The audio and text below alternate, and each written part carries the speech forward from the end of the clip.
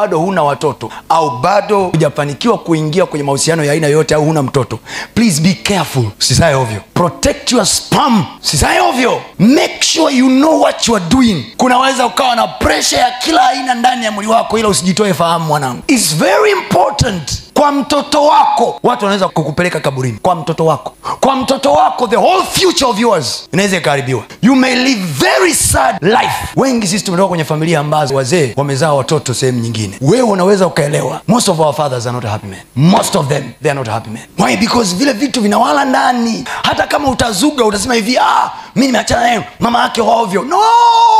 Hujazaa, epuka hata haya mambo ya masturbation.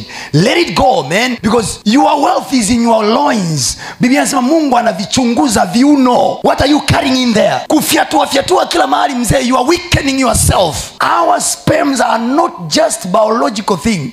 They are also spiritual thing. Kama inaweza kumzalisha mtoto, manake this is the thing that is used in creation. Mungu anatumia hii. Yanaonekana ni majimaji tu, lakini they are very spiritual. Yana nafsi ya mtu. Na kama una mtoto sehemu yoyote, bro, rudi, fuatilia uzao wako kwa karibu sana. Hata kama hukumzaa kwenye ndoa, it will hunt you down till you are going to the grave. You won't rest. Your generation is your first legacy, not your business. Na Mungu anaangalia uzao kuliko hela unayompa. Mungu anaangalia uzao kuliko muda unaompa. God is the God of pattern to be. That thing will hunt you down. Kama utaoa mwanamke, hakikisha unampa shule ya kutosha. Oya, nina mtoto mahali fulani, unanichukua mimi kama nilivyo na mwanangu. Unaona hawezi, mwambie tutengeneze utaratibu maalum wa kulea yule mtoto. Never lose your seed. Bro, never lose your seed. Because any seed in a future, any seed in a harvest. Haijalishi you are stressed kiasi gani, never live your life carelessly. Your life will demand you. Plan out your moves. Never be in a hurry. Plan out your move.